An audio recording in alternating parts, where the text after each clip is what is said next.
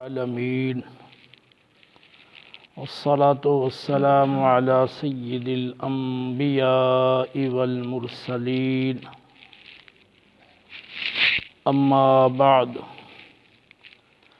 فاعوذ باللہ السمیع العلیم من الشیطان الرجیم بسم اللہ الرحمن الرحیم یا ایہا الذین آمنوا ادخلوا فی السلم کافہ ولا تتبعوا خطوات الشیطان انہ لکم عدو مبین صدق اللہ العظیم الصلاة والسلام علیکہ سیدی یا رسول اللہ وعلی آلکہ واصحابکہ سیدی یا حبیب اللہ الصلاة والسلام علیکہ سیدی یا رحمۃ للعالمین وعلی آلکہ واصحابکہ سیدی یا شفیع المذنبین۔ اللہ رب العالمین جل جلالہ کا قرآن پاک کی سورۃ البقرہ آیت نمبر 208 میں ارشاد ہے، یا ایھا الذین آمنوا ادخلوا فی السلم کافہ ولا تتبعوا خطوات الشیطان انہ لکم عدو مبین۔ اے اہل ایمان، اسلام میں پورے طور پر داخل ہو جاؤ اور شیطان کی پیروی مت کرو، وہ تو تمہارا کھلم کھلا دشمن ہے۔ اس آیہ مبارکہ میں اللہ رب العالمین نے اہل ایمان کو اپنی زندگی کے تمام امور کو قرآن و سنت کے مطابق بنانے کا حکم دیا ہے کہ چھوٹے بڑے شب و روز کے تمام معمولات کو قرآن و سنت کے مطابق بناؤ، اسلام کے تقاضوں کے مطابق ڈھالو۔ تو یہ بڑی ہی جامع آیت ہے۔ آج کے درس میں اس آیہ مبارکہ کی روشنی میں ہمیں اپنے معمولات میں سے محافل کے بارے میں جائزہ لینا ہے کہ جو ہماری عموماً محافل ہوتی ہیں، تو ان محافل کے منعقد کرنے کے شرعی تقاضے کیا ہیں اور ہمارے اندر کون سی خامیاں اس حوالہ سے پائی جاتی ہیں جنہیں دور کرنے کی حاجت اور ضرورت ہے۔ اس میں زیادہ اہم 4 باتیں ہیں۔ پہلی بات ہے کہ محفل کی ابتدا اور انتہا کا وقت۔ تو جب بھی کوئی شخص اپنے گھر میں محفل کرتا ہے یا مسجد میں اجتماعی طور پر محفل منعقد کرائی جاتی ہے اور اس کے لیے بعض اوقات اشتہار شائع کیے جاتے ہیں، کارڈ چھاپے جاتے ہیں، میسج موبائل کے ذریعے سے کیے جاتے ہیں، زبانی بتایا جاتا ہے، تو اس میں ابتدا اور انتہا کا وقت وہ بتانا ہوتا ہے۔ تو ہمارے معاشرے میں یہ بات عام پائی جاتی ہے کہ ابتدا اور انتہا کا وقت جو بتایا جاتا ہے اس وقت ابتدا نہیں ہوتی اور نہ ہی اس وقت پہ انتہا ہوتی ہے۔ بعض اوقات بلکہ اکثر دفعہ محفل منعقد کرنے والوں کو خود معلوم ہوتا ہے کہ ہم نے کتنے بجے یہ شروع کرنی ہے۔ تو اگر 11 بجے شروع کرنی ہے تو وہ کہیں گے 10 بجے شروع کرنی ہے۔ اگر اس کا اختتام 1 بجے کرنا ہے تو کہیں گے 12 بجے ختم کرنی ہے۔ تو پہلے سے یہ طے شدہ ہوتا ہے کہ بھی لوگوں نے دیر سے آنا ہے تو ہم نے اتنے جگہ اعلان کرنا ہے ابتدا کا، اتنے بجے کے انتہا کا۔ اب وہ جان بوجھ کر اشتہار میں جھوٹ لکھا، کارڈ میں جھوٹ لکھا، میسج میں جھوٹ لکھا اور زبان سے جھوٹ بولا، جبکہ قرآن و سنت میں ہمیں سچ بولنے اور اپنے عہد کو اور اپنے وعدے کو وفا کرنے کا حکم فرمایا گیا ہے۔ اللہ رب العالمین جل جلالہ کا قرآن پاک میں ارشاد ہے، یا ایھا الذین آمنوا اتقوا اللہ وقولوا قولا سدیدا یصلح لکم اعمالکم ویغفر لکم ذنوبکم ومن یطع اللہ ورسولہ فقد فاز فوزا عظیما۔ اے اہل ایمان، اللہ سے ڈرو اور درست بات کہو، وقولوا قولا سدیدا، صحیح بات، سچی بات، درست بات کہو۔ اللہ رب العالمین تمہارے اعمال کی اصلاح فرما دے گا اور تمہارے گناہ بھی معاف کر دے گا۔ جو اللہ اور اس کے رسول کی اطاعت و فرمانبرداری کریں، جس نے اللہ اور اس کے رسول کی فرمانبرداری اختیار کی، اس نے یقیناً بہت بڑی کامیابی پائی۔ تو یہاں فرمایا قولوا قولا سدیدا، تو قول سدید، درست بات کہنا۔ تو جب ایک بات دل میں بندے کو معلوم ہے کہ کرنا ایسا ہے اور کہہ رہا ہے زبان سے اس کے خلاف، تو یہ قول سدید نہیں ہے۔ تو جبکہ ہمیں قول سدید، درست بات کہنے کا حکم فرمایا گیا ہے۔ اور اسی طرح اللہ رب العالمین نے قرآن پاک میں جہاں مومنین کے اوصاف کا ذکر کیا ہے، وہاں مختلف مقامات پہ سچ بولنے والوں کا ذکر فرمایا ہے، الصابرین والصادقین والقانتین والمنفقین والمستغفرین بالاسحار۔ تو صبر کرنے والے ہر حال میں، اور ہمیشہ سچ بولنے والے، اور اللہ کے حضور ادب سے کھڑے ہونے والے، اور اللہ کی راہ میں خرچ کرنے والے، سحری کے اوقات میں اللہ کی بارگاہ میں اٹھ کر بخشش کی دعائیں کرنے والے۔ تو اللہ رب العالمین نے جن متقین کے لیے جنت کا وعدہ کیا ہے، اپنی رضا کا اور خوشنودی کا اور جنت کی دیگر نعمتوں کے وعدے فرمائے ہیں، تو ان کی وصف ایک یہ ہے کہ الصادقین، سچ بولنے والے۔ اسی طرح سورہ احزاب کے اندر ان المسلمین والمسلمات والمؤمنین والمؤمنات سے لے کے آخر تک، اس میں بھی اللہ رب العالمین نے صادقین والصادقات اس کا ذکر فرمایا ہے۔ اور اسی طرح سورہ توبہ میں فرمایا کونوا مع الصادقین، یا ایھا الذین آمنوا اتقوا اللہ، اے اہل ایمان اللہ کا تقوی اختیار کرو، وکونوا مع الصادقین، اور جو سچے ہیں نا ان کی صحبت اختیار کرو، ان کی معیت اختیار کرو، ان سے دوستی کرو۔ تو قرآن و سنت میں سچائی پر زور دیا گیا ہے، اور اس کے ساتھ ساتھ اپنے عہد کو پورا کرنا اور اپنے وعدے کو پورا کرنا۔ اگر آپ نے کسی سے کوئی معاملہ طے کیا ہے، کسی سے قول اقرار کیا ہے، تو اس کو پورا کرو۔ جیسے اوفوا بالعقود، سورہ مائدہ میں فرمایا کہ اپنے قول قرار کو پورا کرو۔ اوفوا بالعہد ان العہد کان مسئولا، اور عہد کو پورا کرو، بے شک عہد کے بارے میں پوچھا جائے گا۔ نبی کریم علیہ السلام نے فرمایا، بخاری مسلم کی روایت ہے کہ منافق کی 3 نشانیاں ہیں۔ جب بات کرتا ہے تو جھوٹ بولتا ہے، وعدہ کرتا ہے تو خلاف ورزی کرتا ہے، امانت اس کے پاس رکھی جائے تو اس میں خیانت کرتا ہے۔ اور ایک روایت میں ہے کہ 4 نشانیاں ہیں، اور چوتھی یہ ہے کہ جب جھگڑا کرتا ہے تو گالی بکتا ہے۔ تو اب وعدے کا خلاف کرنا، تو لوگ اس کو سمجھتے ہیں کہ کوئی ایسی اس کوئی بڑی بات نہیں ہے یا کوئی بری بات نہیں ہے، یہ لوگوں کا معمول بن گیا ہے، جبکہ قرآن و سنت نے ہمیں عہد کی پاسداری کرنے کا حکم فرمایا ہے۔ اور نبی کریم علیہ السلام کس طرح پاسداری کرتے تھے، ابو داؤد کی روایت میں آتا ہے کہ کسی نے آپ سے کہا تھا آپ یہاں ٹھہرے، میں ابھی آتا ہوں، تو وہ آپ ٹھہرے رہے، وہ بھول گیا، اور 3 دن آپ وہاں ٹھہرے رہے، اور جب وہ تیسرے دن وہاں سے گزرا تو اس نے دیکھا نبی کریم علیہ السلام وہاں کھڑے ہیں، تو آپ نے بس اس کو اتنا ہی فرمایا کہ ایسا تو نے ہمیں مشقت میں ڈال دیا۔ یہ کوئی معمولی بات ہے؟ 3 دن تک ٹھہرنا ایک مقام پر۔ تو نبی کریم علیہ السلام نے ہمیں اپنے عمل سے یہی تعلیم دی ہے۔ اور صادق الوعد کا ذکر سورہ مریم کے اندر حضرت اسماعیل علیہ السلام اللہ کے پیارے نبی، ان کے لیے یہ وصف بیان کی گئی۔ اللہ کے جتنے بھی انبیاء آئے ہیں وہ سارے کے سارے صادق الوعد تھے، سب وعدوں کے سچے تھے، اور ان کے سچے غلام بھی وعدوں کے سچے تھے۔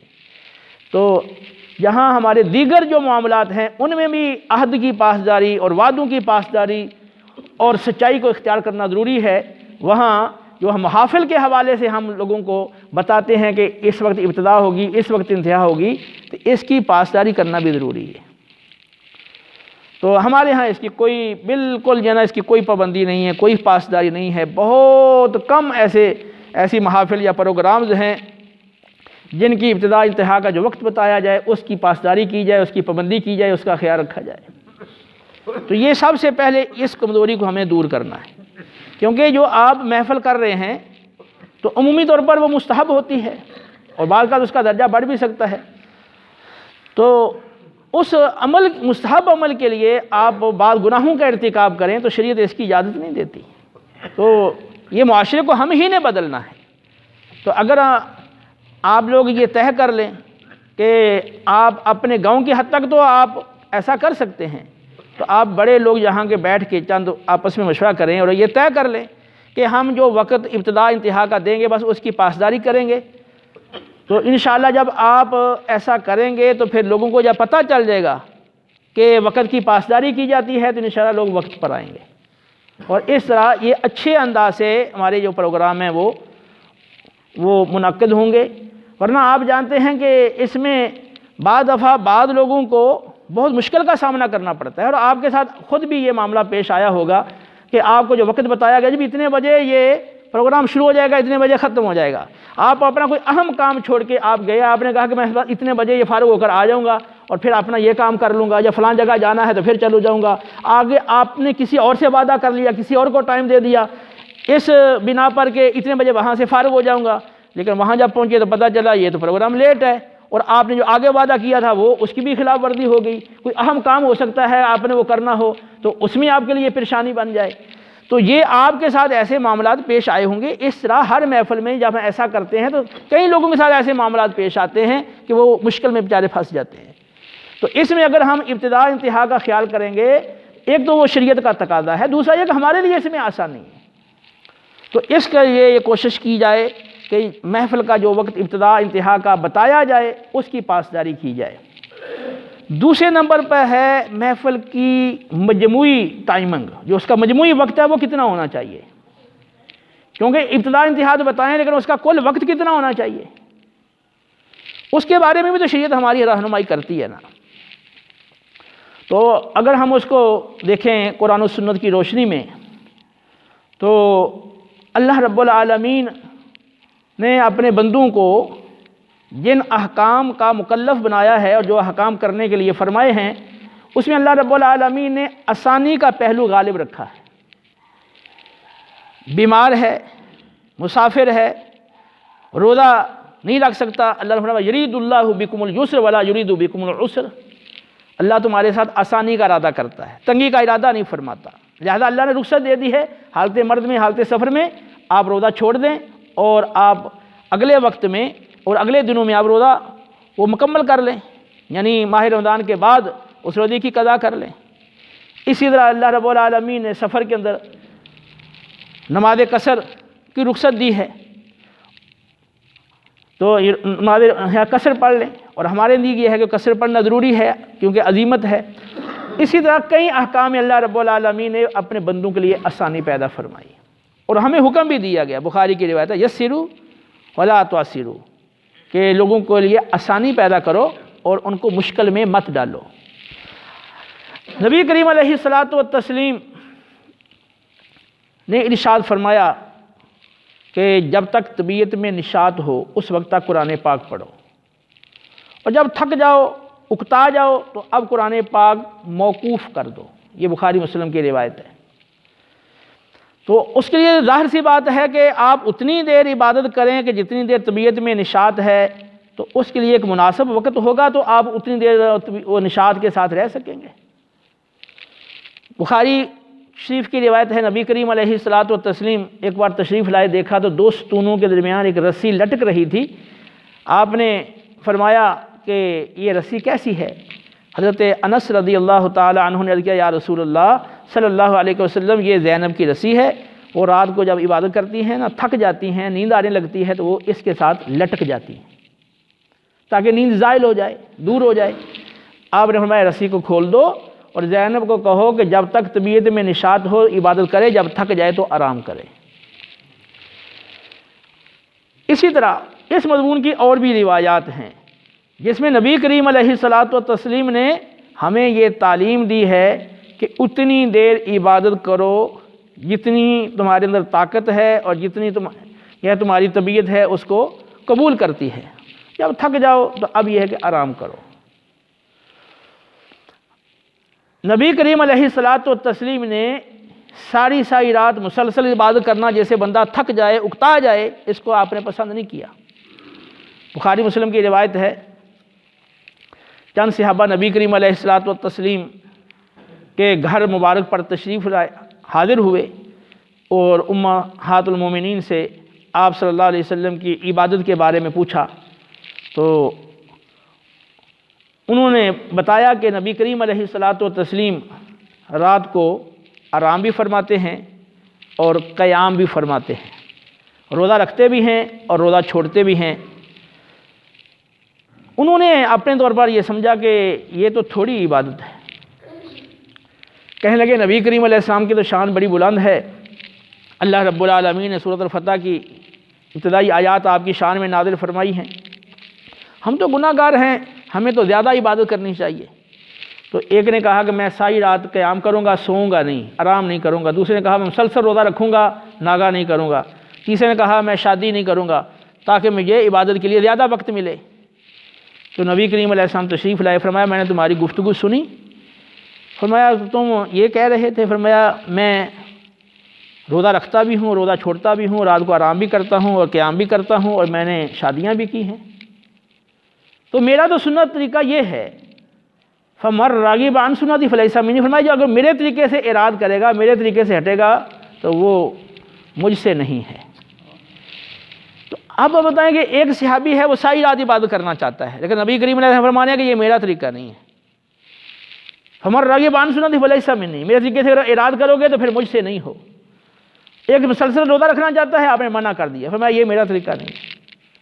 ایک چاہتا ہے کہ میں شادی نہ کروں، میں جا کے زیادہ عبادت کر سکوں، آپ نے فرمایا کہ نہیں یہ میرا طریقہ نہیں ہے۔ تو نبی کریم علیہ السلام کے طریقہ مبارکہ میں اور آپ کی سیرت میں اور آپ کے عمل میں کمال درجے کا اعتدال ہے، کمال درجے کی میانہ روی ہے، اور خیر الامور اوسطھا، اور درمیانہ راستہ، درمیانی چال وہ بہتر ہے، نہ وہ کمی ہو نہ زیادتی ہو، اعتدال۔ تو نبی کریم علیہ الصلوۃ والسلام کی پوری سیرت جو ہے وہ اعتدال کی مظہر ہے۔ تو شریعت کا تقاضا یہ ہے کہ ہر معاملے میں اعتدال کو اختیار کیا جائے، یہاں تک کہ عبادت کے اندر بھی اعتدال شریعت پسند کرتی ہے۔ تو آپ بھی جانتے ہیں کہ آپ بھی محافل، آپ نے اتنا عرصہ ہوا آپ اٹینڈ کرتے آ رہے ہیں، تو کیا آپ محسوس نہیں کرتے ہیں کہ آپ محفل میں بیٹھے ہیں، آپ بالکل تھک گئے ہیں، محفل بہت لمبی ہو گئی ہے، آپ اکتا گئے ہیں، آپ کو نیند آنے لگ گئی ہے، اور پھر آپ کو یہ پریشانی لگ گئی کہ صبح میں نے یا وہ اٹھنا ہے، یا نماز کے لیے مشکل ہو جائے گی، فلاں جگہ جانا ہے مجھے مشکل ہو جائے گی، نیند پوری نہیں ہوگی، اس طرح کی پریشانیاں لاحق ہوتی ہیں۔ اور افسوس کا مقام یہ ہے کہ بعض اوقات نماز دن کے اوقات میں، یعنی محفل ہو رہی ہے دن کے اوقات میں نماز چلی جاتی ہے، کہ محفل جاری ہے، عصر کا وقت آ گیا ہے، عصر نہیں پڑھی، بس پڑھ لیں گے، سورج ڈوبنے کے قریب چلا گیا یا ڈوب گیا، اور نماز عصر بعضوں کی رہ گئی، فوت ہو گئی۔ یہ میرا اپنا مشاہدہ بھی ہے، اور بارہا ایسے لوگوں سے جو محفلیں اٹینڈ کرتے ہیں ان سے سنا بھی ہے کہ اس میں یہاں لیٹ کر دیتے ہیں نماز کو، اور بعض اوقات یہ نہ مکروہ وقت آ گیا اور بعض اوقات وقت ہی نکل گیا۔ اور اسی طرح جو ہماری فجر کی نماز کا مسئلہ ہے وہ تو ہمارے اکثر رات کے پروگراموں میں رہتا ہی ہے، جو لمبی محافل ہوتی ہیں اس میں وہ جو محافل کرنے والے ہیں وہ بھی جا کے سو جاتے ہیں اور سامعین بھی سو جاتے ہیں، کچھ ہیں وہ جو ہے نماز پڑھ لیتے ہیں، باقی کی نماز نکل گئی اور بعضوں کی جماعت نکل جاتی ہے۔ میں ان کی بات کر رہا ہوں جو نماز پڑھتے ہیں باقاعدہ، ان کی نماز نکل جاتی ہے، بعض اوقات جماعت نکل جاتی ہے۔ جو پڑھتے نہیں ان کو تو فکر ہی کوئی نہیں ہے، وہ تو اس میں درجہ اولا نہیں پڑھیں گے جیسے وہ دیر سے سوئیں گے۔ تو جب ہم وہ ٹائمنگ زیادہ رکھیں گے تو وہ شریعت کے تقاضے سے وہ ہٹ کر ہے. تو جب وہ تھک گئے ہیں تو ظاہر سی بات ہے کہ اب آپ کا ذہن کیا قبول کرے گا، کیا سمجھیں گے آپ. اور اس میں ہو سکتا ہے کہ جب ذہن تھک گیا ہے، نیند آ رہی ہے، اب جو آپ کو درس دیا جا رہا ہے، جب بات سمجھائی جا رہی ہے، آپ کچھ کا کچھ سمجھیں اور بعد میں آپ لوگوں کو کچھ کا کچھ بتاتے رہیں. ظاہر سی بات ہے نا، غلط فہمی پیدا ہو جائے گی اس سے. تو اس کی ٹائمنگ جو ہے نا وہ مناسب ہونا ضروری ہے. اور اس کے لیے پھر آپ کو یہ پابندی کرنی پڑے گی کہ آپ تلاوت قرآن پاک اور نعت شریف اور بیان، ان تینوں باتوں میں آپ اس بات کا خیال رکھیں کہ تلاوت قرآن پاک جو ہے نا وہ مختصر ہو، کیونکہ جو بیان کرنے والا شخص ہے اس نے خود قرآن پاک آپ کو مختلف جگہوں سے پڑھ کے سنانا ہے،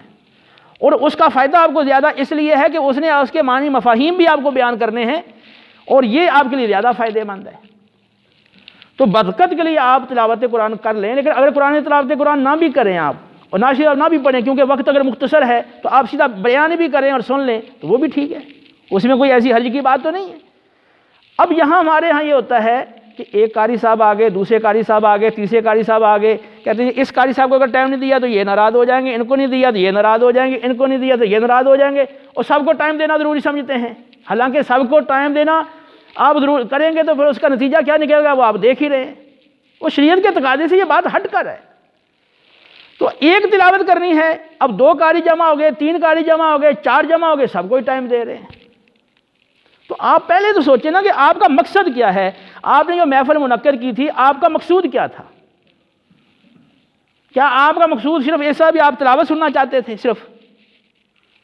عمومی طور پر تو مقصود یہی ہوتا ہے نا کہ ہم کچھ دین سیکھیں، کوئی معلومات دین کی حاصل کریں،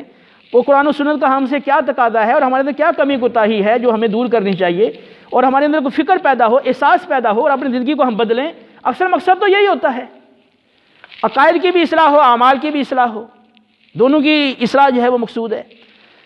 تو اب اسے وہ جو آپ اتنا لمبا کر دیں گے تو اتنا وقت کم ہو جائے گا، اتنے لوگوں میں اکتانا شروع کر دیں گے، اور اسے پھر جو اصل آپ کا مقصود تھا بیان، ظاہر سی بات ہے اس میں کمی آ جائے گی، کمزوری آ جائے گی اس میں.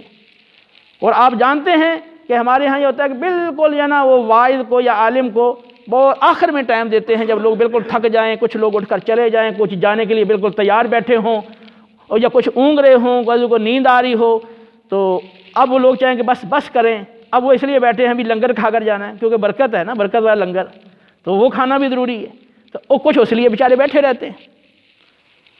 تو اس حوالے سے یہ ضروری ہے کہ ایک تلاوت یہ، ہاں اگر کوئی ایسا موقع ہے، کوئی ایسا لمبا وقت ہے، یا آپ نے محفل حسن قرات رکھی ہے تو وہ ٹھیک ہے، آپ کرتے رہیں تلاوت.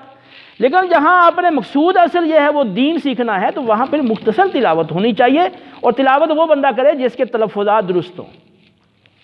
اور اسی طرح نعت شریف ہے. اچھا، اس میں پھر یہ ہے کہ آپ جس بندے کا انتخاب کر رہے ہیں، یہ میں چلو آگے بات کرتا ہوں کہ جو اہل کی بات کروں گا، تو اب آپ کو تلاوت شریف کا جو وقت ہے وہ بھی مخصوص کرنا پڑے گا، نعت کے لیے وقت مخصوص کرنا پڑے گا. یہ نہیں کہ 10 نعت خواں ہوں گے تو سب کو ٹائم دینا ضروری ہے. سب کو ٹائم دینا کوئی ضروری نہیں ہے. آپ اپنے مقصد کو پیش نظر رکھیں کہ ہم جس مقصد کے لیے محفل کر رہے ہیں تو کہیں اس مقصد سے ہم دور تو نہیں ہٹ رہے، اور اس میں کہیں کمزوری یا خامی وہ تو نہیں آ رہی.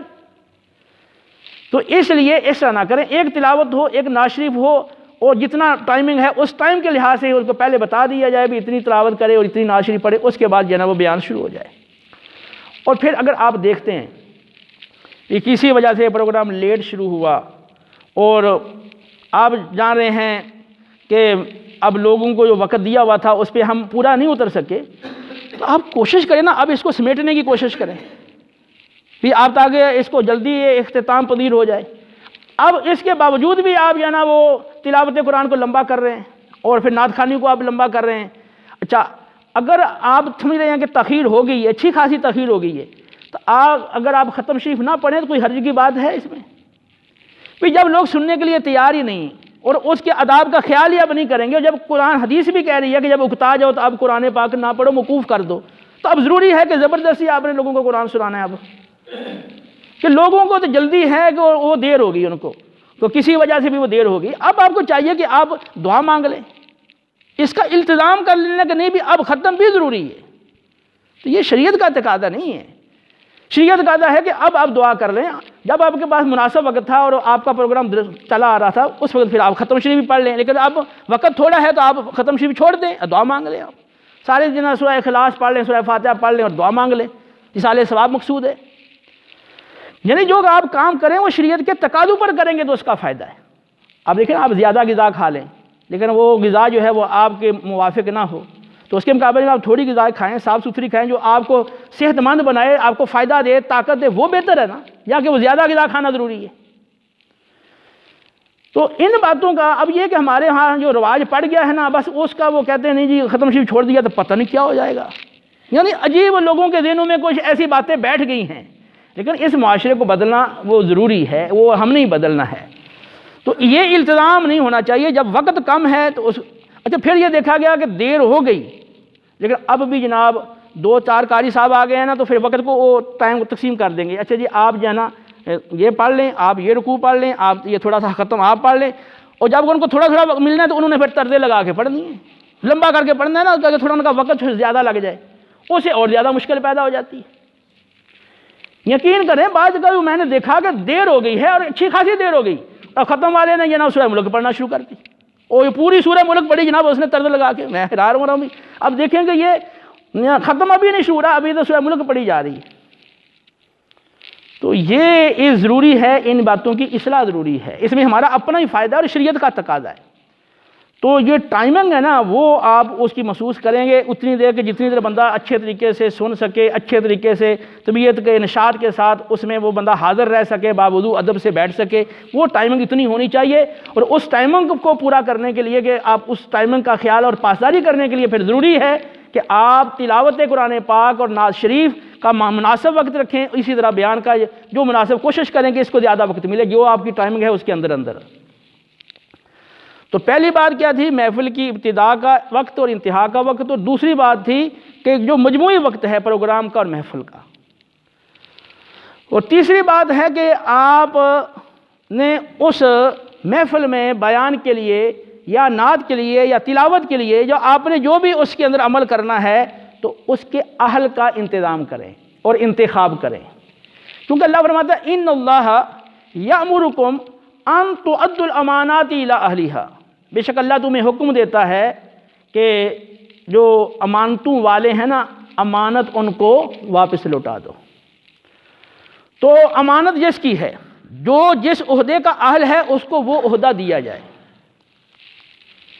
آپ جانتے ہیں کہ اگر نااہل کو عہدہ سپرد کیا جائے تو اس کا نتیجہ کیا نکلتا ہے؟ آپ ڈرائیونگ کی سیٹ پر نااہل کو بٹھا دیں تو نتیجہ فوراً آپ کے سامنے آ جائے گا، اور اس نقصان کا ذمہ دار کون ہوگا؟ وہی جس نے نااہل کو اس کی سیٹ پہ بٹھایا تھا، اس کا ذمہ دار وہی ٹھہرے گا نا، ظاہر سی بات ہے۔ لیکن وہاں چونکہ نقصان فوری ظاہر ہوتا ہے تو اس لیے ہم وہاں پر احتیاط کرتے ہیں۔ کوئی بھی مالک جو ہے نا اپنی گاڑیوں پر نااہل ڈرائیوروں کو مقرر نہیں کرتا، اور نہ ہی یا کوئی کمپنی جو ہے نا وہ نااہل کپتان کو جہاز پہ بٹھاتی ہے، کیونکہ ان کا نقصان فوری ظاہر ہو جاتا ہے۔ تو باقی بھی آپ جو ٹیچنگ ہے یعنی استاد ہے تو وہ اس کے اندر وہ صلاحیت نہیں ہے، آپ اس کو ٹیچر بنا دیں۔ آپ ایک آفیسر جس کو بنا رہے ہیں اس کی وہ تعلیم نہیں ہے، اس کا وہ تجربہ نہیں ہے جو اس عہدے کے لیے درکار ہے، آپ نے اس کو وہ عہدہ دے دیا، ظاہر سی بات اس کا نقصان ہوگا۔ اسی طرح جو پیر بننے کا اہل نہیں ہے اور پیر کے اس میں اوصاف نہیں ہے، اس کی اپنا عقیدہ ہی خراب ہے، اس کا اپنا عمل جب بگڑا ہوا ہے، وہ اہل نہیں ہے، اس میں پیر بننے کی شرائط نہیں پائی جاتی۔ پیر بننے کے اور مرشد ہونے کے جو اوصاف ہیں کہ لوگوں کے لیے وہ ہادی بنے، رہنما بنے اور لوگوں کے لیے وہ نجات کا ذریعہ بنے، تو اس کو تو خود ہدایت کی ضرورت ہے، تو آپ اس کو پیر بنا دیا۔ تو ہمارے ہاں کتنے ہیں ایسے جاہل پیر ہیں، بد عقیدہ پیر ہیں، بد عمل پیر ہیں، اور ان کے پھر معاملات آپ کے سامنے آتے رہتے ہیں، لیکن ہماری قوم کو بیچاروں کے شعور کوئی نہیں۔ تو اللہ رب العالمین نے قرآن پاک کے اندر اس کا ذکر فرمایا، اور یہ نااہل ہونے کی پھر مختلف صورتیں ہیں، میں اس کی وضاحت ابھی مزید کروں گا آگے، کہ ایک تو وہ اس کا اہل نہیں ہے، اس کے لیے تلاوت کا بھی اہل ہونا چاہیے، کہ تلاوت کا اہل کون ہوگا کہ وہ تلفظات اس کے درست ہوں، وہ صحیح قرآن پڑھے، اور اسی طرح نعت شریف بھی آپ اسی سے پڑھوائیں کہ جو درست نعت پڑھے، جو ہمارے اکابر علماء کا کلام ہے وہ پڑھے۔ لوگوں نے ہر ایک نے شعر لکھنے شروع کر دیے ہیں، اور اس میں پھر کوئی سد بد نہیں ہے، وہ صحیح غلط جو ہے اس کا کوئی امتیاز نہیں ہے۔ پھر کچھ وہ ہے کہ جو صرف پیشہ ور نعت خواں ہیں، ان کا مقصود صرف پیسہ ہے، ان کے انداز سے، ان کے حلیے سے، ان کے لباس سے اور ان کے دیگر جو حرکات سے پتہ چلتا ہے کہ اس کا مقصود صرف پیسہ ہے، اس کو نبی کریم علیہ السلام سے محبت یا لگاؤ یا وہ آپ کے ساتھ جو آپ کا ذکر خیر کا جو اصل جو ہے وہ اس کا مقصود اور برکت حاصل کرنا وہ نہیں ہے اس کے اندر۔ آپ جانتے ہیں، آپ کو سمجھ میں آ رہی ہے، آپ اس کو کیوں کھڑا کرتے ہیں؟ داڑھی وہ رکھنے کے لیے تیار نہیں، ویسے بڑی نبی کا عاشق ہے، آپ اس کو کھڑا کر دیتے ہیں۔ تو یہ بھی غلط بات ہے۔ جو اہل ہے اور آپ سمجھیں کہ یہ اچھا آدمی ہے، دیندار بندہ ہے، واقعی یہ نا وہ محبت کرنے والا اور دین پہ چلنے والا ہے اور سنت کے مطابق اس کا حلیہ ہے، صرف اسی سے آپ نعت پڑھوائیں۔ باقی جو یہ بگاڑ پیدا کر رہے ہیں امت کے اندر، تو کیا صرف آواز مقصود ہے نعت خوانی سے؟ آپ کیا سمجھتے ہیں کہ کیا مقصود آواز ہے؟ یہ آواز مقصود نہیں ہوتی، وہ تو ایک قدرتی چیز ہے، جس کو اللہ دے دے تو ایک نعمت ہے، لیکن اصل تو مقصود ہے کہ وہ جو کلام پڑھا جا رہا ہے وہ کلام درست ہو اور اس کے معنی مفاہیم ایسے ہوں کہ جو دل پہ اثر کرنے والے ہوں، اور ان کو سن کے نبی کریم علیہ السلام کی محبت اور آپ سے لگاؤ اور آپ کا ادب، وہ عقیدت وہ مزید بڑھ جائے۔ اس سے مقصود تو یہ ہے نا۔ تو یہ ترنم اور پھر گانوں کی طرز پہ نعتیں پڑھنا اور پھر اپنے اس میں تصرفات کرنا، تو ایسے لوگوں سے اجتناب کیا جائے اور ایسے لوگوں کو محفل میں نہ بلایا جائے۔ تو تلاوت بھی کے لیے بھی آپ صحیح بندہ منتخب کریں، نعت کے لیے بھی اسی طرح، بیان کے لیے بھی۔ اب اس کے اندر دیکھیں کہ ہمارے ہاں جو ہے نا وہ قحط الرجال ہے، کہ اگر آپ کہیں کہ صحیح عالم ہم تلاش کریں وہ تو پھر آپ کو ملے گا نہیں، تو پھر تو کام موقوف ہو جائے گا، نہ آپ کو جو ہے نا وہ آسانی سے امام ملے، نہ پھر آسانی سے آپ کو کوئی عالم ملے۔ اب اس کی وضاحت یہ ہے کہ اولاً تو وہ کوشش ہو کہ ترجیح ہو کہ عالم آپ کو مل جائے، پورا صحیح عالم ہو، اور پھر عالم صرف عالم ہی نہ ہو، عالم ہو تو وہ بعمل ہو۔ اصل میں عالم ہوتا ہی وہ ہے جو بعمل ہو، کہ انما یخشی اللہ من عبادہ علماء، اللہ فرماتا ہے کہ جو اہل علم ہے نا اللہ کے بندوں میں سے وہی اللہ سے ڈرتے ہیں۔ نبی کریم علیہ السلام نے ارشاد فرمایا، ترمذی ابو داؤد کی روایت ہے، آپ نے ایک موقع پر آپ نے آسمان کی طرف نگاہ اٹھائی اور پھر فرمایا کہ یہ ایسا وقت ہوگا کہ علم اٹھ جائے گا۔ حضرت زیاد بن لبید رضی اللہ عنہ، یا رسول اللہ علم کیسے اٹھے گا؟ ہم خود قرآن پڑھتے ہیں اور ہم اپنے بیٹوں کا قرآن پڑھاتے ہیں، آگے ہمارے بیٹے اپنے بچوں کو قرآن پڑھائیں گے، یوں سلسلہ جاری رہے گا، تو علم کیسے اٹھ جائے گا؟ فرمایا کہ اے زیاد، میں تو سمجھتا تھا کہ تو اہل مدینہ میں سے بڑا سمجھدار آدمی ہے۔ فرمایا یہ یہود نصارہ یہ تورات انجیل نہیں پڑھتے؟ اور یہ بھی تو پڑھتے ہیں نا تورات انجیل، اللہ کی کتاب تو یہ بھی پڑھتے ہیں۔ فرمایا جو تورات انجیل میں موجود ہے اس پہ عمل نہیں کرتے۔ تو گویا کہ نبی کریم علیہ السلام نے اپنے اس فرمان میں علم اٹھنے سے مراد عمل کا اٹھ جانا مراد لیا۔ آپ نے فرمایا کہ یہ بھی تو تورات انجیل پڑھتے ہیں لیکن عمل نہیں کرتے، تو علم اٹھ جائے گا، لیکن یہ مطلب یہ ہے کہ علم پر عمل نہیں ہوگا۔ تو ایک تو ہمارے ہاں چونکہ قحط الرجال ہے، علماء کی یہ نا وہ شدید کمی ہے، تو پھر یہ علماء ہیں اگر وہ باقاعدہ انہوں نے سند حاصل کر لی لیکن پھر ان کا مطالعہ نہیں کہ وہ کوشش کریں مطالعہ کریں، ظاہر سی بات ہے کہ آپ نے پڑھ لیا ہے اس کے بعد اسٹڈی کی مطالعے کی حاجت پڑتی ہے۔ ایسا حافظہ کسی کا نہیں ہے کہ ایک دفعہ زندگی میں پڑھ لی ہیں کتابیں اس کو ازبر ہو گئی ہیں۔ آپ جو اسکول اسٹوڈنٹ جانتے ہیں، جو ٹیچر حضرات وہ بھی جانتے ہیں جس سبجیکٹ سے ان کا تعلق ہے، تو ان کو بار بار ان چیزوں کو دیکھنا پڑتا ہے، ہر وقت ہر چیزیں جو ہے نا وہ مستحضر نہیں ہوتی۔ اور یہاں تو پھر سمندر ہے علم کا، جو ہمارا قرآن و سنت ہے تو علم کا سمندر ہے۔ تو اب جو علماء مطالعہ نہیں کرتے تو وہ اگرچہ عالم ہوتے ہیں لیکن جب وہ بیان کر رہے ہوتے ہیں کہیں وہ آیت کے مفہوم میں گڑبڑ کر رہے ہوتے ہیں، کہیں وہ حدیث کا جو جملہ ہے وہ جو حدیث میں نہیں ہے وہ جملہ اپنی طرف سے لگا دیا، جو حدیث میں تھا اس کو چھوڑ دیا، اس میں کمی بیشی کر دی، پھر ادھر توجہ نہیں کہ جو میں مواد بیان کر رہا ہوں یہ مواد واقعی درست مواد ہے، یہ اتھینٹک ہے یا نہیں، اس کی کوئی پرواہ نہیں۔ تو اس لیے عالم ہونے کے ساتھ وہ ضروری ہے کہ وہ اس کا مطالعہ کرے اور اپنی ذمہ داری کو ذمہ داری سمجھے اور پوری طرح اس کو نبھائے۔ اگر کسی نے اپنی مصروفیات ایسی بنا لی ہیں کہ اس کے پاس وقت ہی نہیں ہے مطالعے کا، تو ظاہر سی بات ہے کہ پھر وہ اپنی اس ذمہ داری کو وہ پوری طرح نہیں نبھا سکتا۔ تو اولاً تو ترجیح اس کو ہونی چاہیے کہ جو صحیح عالم ہو بعمل ہو۔ پھر اس کے بعد ظاہر سی بات ہے کہ ہمارے پاس افراد کی کمی ہے، تو ایسے افراد کہ جو چلو مکمل نہ صحیح لیکن کچھ پڑھے ہوں، ان کو مطالعے کا ذوق ہو، علماء کی صحبت میں بیٹھنے والے ہوں، پوچھنے والے ہوں، جو نہ سمجھائے پوچھیں اور اس کے لیے پوری کوشش کریں. پھر بیان میں پوری احتیاط رکھیں کہ جو بیان کر رہے ہیں کسی معتبر کتاب سے، کسی مستند عالم سے سن کے، اسے پوچھ کے تو وہ بات بیان کریں جو درست بات ہو. یہ نہیں کہ بس جو بھی آئے سامنے، جو سنا، جو کہیں پڑھا وہ بیان کر دیا. اعلیٰ حضرت رحمۃ اللہ تعالیٰ علیہ نے فتاوی رضویہ میں یہ بات نقل فرمائی ہے کہ جو تفاسیر ہے نا قرآن پاک کی تفاسیر، عربی تفاسیر میں ایک اچھا خاصا ذخیرہ ہے اور تفاسیر کا. آپ نے فرمایا کہ ان تفاسیر کا جو کل مجموعہ ہے اس میں 1/4 درست ہے. یہ بات سمجھ میں آئی ہے؟ یعنی کل تفاسیر کا 1/4 حصہ درست ہے، جس کا مطلب ہے کہ جو 3 حصے ہیں اس میں کمزوری ہے یا کوئی خامی ہے یا نقص ہے. تو اس کے لیے ضروری ہے کہ جو مطالعہ کرنے والا ہے اس کی اتنی پتہ ہو کہ یہ جو کتاب ہے تو یہ اتھینٹک ہے یا نہیں، یا کتاب اگر یہ مستند ہے لیکن اس میں بعض باتیں ایسی بھی ہیں جو کمزور ہیں، تو وہ جب پڑھے تو اس کو پتہ چل جائے کہ یہ بات اس میں کمزور ہے، یہ بات درست نہیں، یہ بیان کرنے والی نہیں ہے. ہاں یہ باتیں درست ہیں، یہ بیان کرنی ہے. تو یہ اس کی ذمہ داری ہے کہ وہ مطالعہ کر کے پھر منوان کوشش کرے اور اپنے الفاظ میں بھی بیان کرے تو پورا خیال رکھے کہ اس مفاہیم میں کوئی تبدیلی پیدا نہ ہو. تو وہ اگر وہ سمجھدار ہوگا اور ذمہ دار ہوگا اور اپنی اس کو ذمہ داری سمجھے گا، کوشش کرے گا، تو انشاءاللہ وہ ایک حد تک اپنی ذمہ داری کو پورا کر لے گا. اسی طرح جو امام ہے، چلو اگر وہ عالم نہیں ہے تو کم از کم وہ جیسے دعوت اسلامی کا امامت کورس کروایا جاتا ہے، یا قافلوں میں سفر کیے ہوں، اس نے کچھ مسائل سیکھے ہوں، ان کو نماز کے بارے میں پتہ ہو کہ واجبات کون سے ہیں، فرائض کیا ہیں، مفسدات صلاۃ کیا ہیں، مفسدات جو ہے نا صلاۃ کے ساتھ نواقض وضو کیا ہیں، ان جو بنیادی مسائل ہیں ان کا علم ہو اس کو. تو یہ ان باتوں کو جانتا ہو تو پھر یہ نا اس کو باقاعدہ آپ امام بنائیں یا اس کو آپ ممبر پہ بٹھائیں. لیکن اس کا جو نقصان ہے کہ ہم عہدہ جو ہے وہ اہل کی بجائے نااہل کو دیتے ہیں تو ہمیں اس کا نقصان محسوس نہیں ہوتا. لیکن آپ اس وقت دیکھ رہے ہیں پوری دنیا میں مسلمان مغلوب ہیں، اور آپ دیکھ رہے ہیں کشمیر،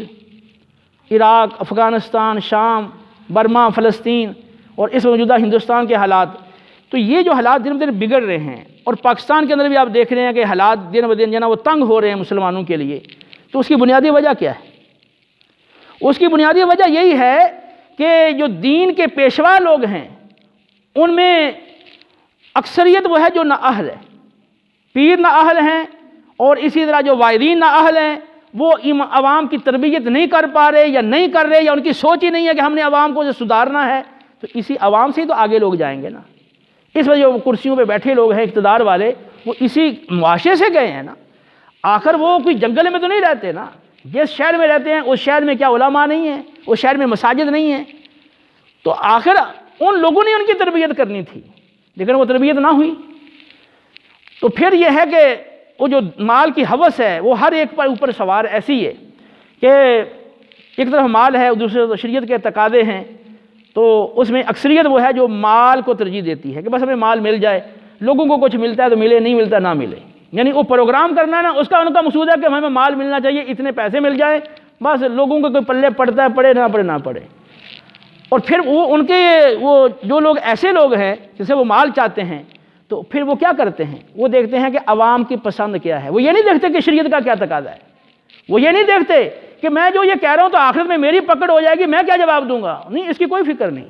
ان کا یہ کہ عوام کی ڈیمانڈ کیا ہے، عوام خوش کیسے ہوگی، اور دوسری مرتبہ مجھے پھر کیسے بلائے گی. انہوں نے پھر وہ سورے لگا کے وہ باتیں عوام کو لطیفے ہنسا کے طرح طرح کی اس کا خوش کریں گے کہ عوام بیچاری اتنی بے شعور ہے کہ پھر وہ کہتے ہیں کہ اتنے پیسے مانگ رہے ہیں نا تب بھی ٹھیک ہے، 25,000 مانگ رہے ہیں، 3,000، پھر بھی اسی کو بلانا ہے. جو فری میں دین سکھائے اس کا اہل ہو، اس سے سیکھنے کے لیے تیار نہیں، کہتے نہیں وہ 25-30,000 روپیہ لینے والا اور خوش کرنے والا وہ اس کو بلائیں گے. تو یہ مطلب کتنے افسوس کا مقام ہے. ایسے ماحول میں بگاڑ پیدا ہوا. اللہ رب العالمین نے قرآن میں ارشاد فرمایا، بنی اسرائیل کے جو علماء اور پیر تھے ان کی حالت کو اللہ نے بیان کیا، اور نبی کریم علیہ السلام نے اپنی احادیث میں تصریح فرما دی کہ میری امت کے احوال بھی بیان ہی ویسے ہی ہوں گے جیسے بنی اسرائیل کے. یہ بخاری حدیث اور ترمذی کی حدیث کا یہ خلاصہ ہے جو میں نے بتایا. تو اللہ نے فرمایا یا ایھا الذین آمنوا ان کثیرا من الاحبار والرہبان لیأکلون اموال الناس بالباطل ویصدون عن سبیل اللہ. اے اہل ایمان، بہت سے علماء اور درویش لوگوں کا مال ناحق کھاتے ہیں اور انہیں اللہ کے راستے سے روکتے ہیں. اس کا بنیادی پس منظر تو یہ ہے کہ نبی کریم علیہ السلام کے اوصاف تورات انجیل میں موجود تھے۔ اب وہ یہود کے جو بڑے بڑے علماء اور مشائخ تھے اور ان کی ایک سرداری تھی اور ان کی ایک لوگوں کے دلوں میں عظمت تھی اور لوگ انہیں نذرانے دیتے تھے، اب انہوں نے سوچا کہ اگر تورات انجیل میں نبی کریم علیہ السلام کے جو اوصاف آئے ہیں ہم اپنی قوم کو بتا دیں اور ان کو پتہ چل جائے کہ یہ نبی برحق ہیں تو یہ سارے آپ کے غلام بن جائیں گے۔ تو جو پہلے ہماری او بھگت ہو رہی تھی اور نذرانے ہمیں مل رہے تھے اور ہماری ان کے دلوں میں بڑی عظمت تھی اور ہماری ہر بات مانی جاتی تھی اور ہمارا ادب ہوتا تھا، وہ تو پھر سارا کچھ جاتا رہے گا، ہماری چودراہٹ جاتی رہے گی، ہماری سرداری جاتی رہے گی، اقتدار جاتا رہے گا۔ ان لوگوں نے ان نبی کریم علیہ السلام کے اوصاف کو چھپایا اور ان لوگوں کو اپنی عوام کو اندھیرے میں رکھا کہ اگر ان کو کسی نے بتا بھی دیا تو وہ کہتے نہیں نہیں وہ آخری نبی نہیں ہے جن کا ہماری تورات میں انجیل میں ذکر ہے۔ یوں انہوں نے ان کو حق سے دور رکھا۔ تو بنیادی تو یہ لوگ ہیں، لیکن اس کے بعد بھی جو بھی اس طریقے پہ چلیں کہ حق سے دور رکھیں، دین سے دور رکھیں۔ اب جو بے عمل پیر ہے یا بے عمل جو ہے نا وہ واعظ ہے، اب میری باتیں ظاہر اس کو چبھیں گی اور وہ میری باتیں سنیں گا تو کبھی بھی اپنے عقیدت مند کو میرے قریب نہیں آنے دے گا۔ وہ کہے گا بھی اگر اس کا بیان سن لیا یا اس کے قریب بیٹھا تو مجھ سے تو یہ جاتا رہے گا، جو مجھے اسے فائدے پہنچ رہے ہیں وہ تو میرے جاتے رہیں گے، لازمی بات ہے۔ تو اسی طرح قرآن نے دوسری جگہ بیان فرمایا لولا ینہاہم الربانیون والاحبار عن قولہم الاثم واکلہم السحت لبئس ما کانوا یصنعون، علماء اور درویش لوگوں کو بری بات کہنے سے، حرام کھانے سے کیوں نہیں روکتے، یہ برا کام کر رہے ہیں۔ تو ایسے مولوی پیر جو ہے نا اللہ فرماتا ہے وہ برا کام کر رہے ہیں جو لوگوں کو حرام کھانے سے، برائی سے روکتے نہیں۔ اب جو سٹیج پہ عالم بیٹھا ہے اس کو معلوم ہے کہ یہ کہ میرے سامنے جو عوام بیٹھی ہے ان میں اکثریت بے نمازی ہے اور اس میں بہت وہ ہیں جو رشوت کھا رہے ہیں، بعض سود خور ہیں، بعض جو ہے نا وہ جھوٹ بولنے والے ہیں، بے حیائی بے پردگی، یہ جو ہمارے نوجوان ہیں تو موبائلوں کے ذریعے اور دیگر ذرائع سے یہ اس میں ملوث ہیں اور دیگر بہت ساری خرابیاں ہیں، ان سب پتہ ہے۔ لیکن اب ان کو سمجھا کے، ان کو احساس دلا کے، ان کے اندر اللہ کا خوف پیدا کر کے، ان کو توبہ کے لیے آمادہ کرنا، ان کے اوپر شفقت کر کے، نرمی کر کے ان کو سمجھانا، ان کو کوئی نہیں سے۔ یقین کریں، کئی دفعہ میں ایسی بات کرتا ہوں نا تو وہ کہتے ہیں یار اگر ہم اس طرح کے بیان کریں جیسا آپ کرتے ہو تو پھر تو لوگ ہمیں ویلے ہی نہیں دیں گے اور نہ ہمیں کوئی پوچھے گا، پھر ہمیں دوسری بار بلاتا ہی نہیں۔ بعض نے یقین میں شکوہ کیا میرے سامنے، کہہ رہے ہیں جی آپ نے کہا بھی اس طرح بیان کرو، ہم اس طرح کرتے ہیں دوبارہ ہمیں بلاتے ہی نہیں ہیں۔ یعنی یہ بات ٹھیک ہے کہ لوگ جو ہے نا وہ اکثریت ہماری ایسی بن گئی ہے کہ وہ چاہتے ہیں کہ ہمیں خوش کرنے والی باتیں ہوں، لیکن یہ ہے کہ جو اس راہ پہ چلتا ہے اولا تو یہ ہے کہ دین کے اندر آزمائش ہے۔ جب آپ نے نبی کا کلمہ پڑھا، ایمان لائے تو آپ نے اللہ سے سودا کر لیا کہ یا اللہ جنت ہماری ہے، اب یہ جان مال تیرا ہے۔ جب آپ نے سودا کر لیا تو اب پیچھے کیوں ہٹ رہے ہیں؟ کیا آپ مال کی خاطر نبی اور اللہ اور اس کے رسول کے جو احکام ہیں یا اس کے تقاضے ہیں ان کو آپ پیچھے چھوڑ رہے ہیں؟ پھر اب ایمان سے بتاؤ کہ ایسے لوگ اگر دولتیں جمع بھی کر لیں تو پھر مرنے کے بعد کیا ہوتا ہے؟ وہ ساتھ لے جاتے ہیں۔ اتنی محنتیں، اتنی مشقتیں، اتنی دن رات فکر، دین کو چھوڑ دیا، بھاگ رہے ہیں، لاکھوں کروڑوں روپے جمع کر لیے، اس کے بعد کیا ہوا؟ جب موت آ گئی اب پچھلے عیاش ایسے کریں وہ وہاں پھنس جائیں گے تو کیا فائدہ ہوا؟ تو ایسے لوگوں کو سوچنا چاہیے۔ تو ہمیں اللہ نے عقل دی ہے، آپ جب آنکھ بنواتے ہیں تو آپ کسی اناڑی کے پاس نہیں جاتے،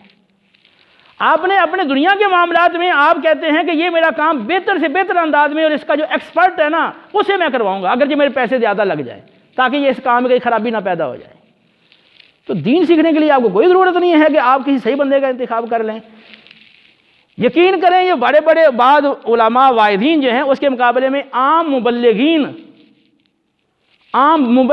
جنہوں نے باقاعدہ کچھ سمجھا ہے، کوشش کی ہے اور ان کو ذوق ہے مطالعے کا، وہ اچھا بیان کرتے ہیں اور لوگوں کو وہ ان سے زیادہ فائدہ پہنچ جاتا ہے کہ کتنے یہ نا وہ ان کے لیے نمازی بن جاتے ہیں، نیکی کی طرف آ جاتے ہیں۔ اور وہ بڑے بڑے جو نا علماء ہیں، گاڑیاں نیچے ہیں، کھانے کھا رہے ہیں، اچھے بڑی لوگوں فیسیں لے رہے ہیں، لیکن دین کا فائدہ کچھ بھی نہیں ہو رہا۔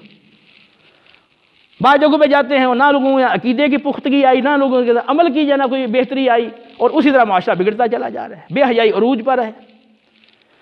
تو اب آپ بتائیں کہ یہ جو مسلمانوں کے لیے حالات تنگ ہو رہے ہیں تو اس کے لیے تھا کہ مسلمانوں کی جو اپنی غلطیاں ہیں، کمزوریاں، خامیاں ہیں، بد عملی ہے، وہی اسی کا نتیجہ یہ۔ تو اب یہ کہاں سے آئی یہ کمزوری کہ پیروں نے، مولویوں نے اپنی ذمہ داری ادا نہیں کی؟ جب انہوں نے نہیں کی تو پھر عوام نے بھی اپنی ذمہ داری چھوڑ دی۔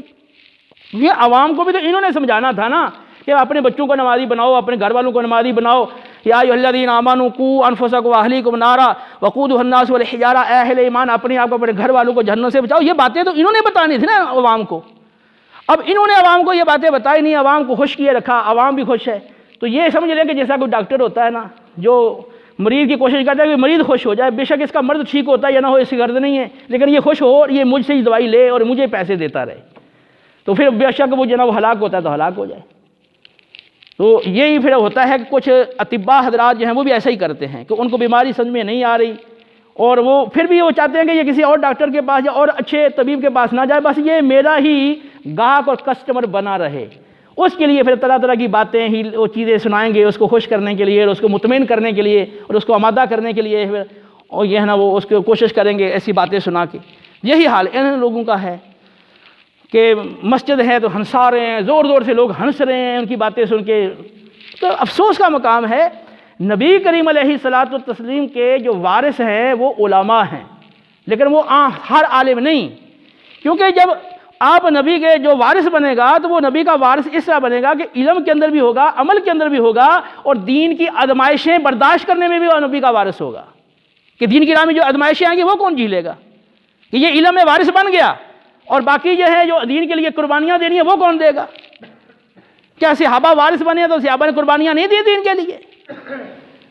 تو یہ ہے کہ وہ وارث ہیں علماء نبی کریم علیہ السلام کی ذات مبارکہ کے کہ جو صحیح علم بھی رکھتے ہیں، ان کا عمل بھی ہے، نبی سے سچا لگاؤ بھی ہے، ان کا عقیدہ بھی صحیح ہے، عمل بھی صحیح ہے اور وہ صحیح کام کر رہے ہیں اور اس کے لیے اپنے وسائل کو بھرپور استعمال کر کے دین کی بلندی کے لیے وہ کوشش کر رہے ہیں. وہ ہے نبی کے صحیح معنوں کے اندر ورثہ.